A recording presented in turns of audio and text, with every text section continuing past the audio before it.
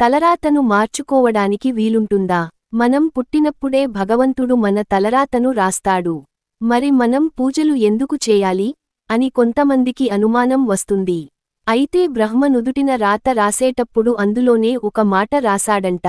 నేను రాసే రాతను నేను కూడా తప్పించలేను. మీరు మీ ఉపాసనలతోటి, మీ అర్చనలతోటి మార్చుకోగలరు అని రాసారంట.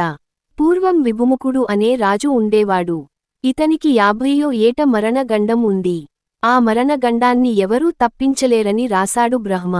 అతని అదృష్టం బాగుండి ఒక గురువుని ఆశ్రయించి, గురువు చెప్పినట్టు అర్చన, మృత్యుంజయ జపం చేసి చావవలసినవాడు బ్రతికాడు.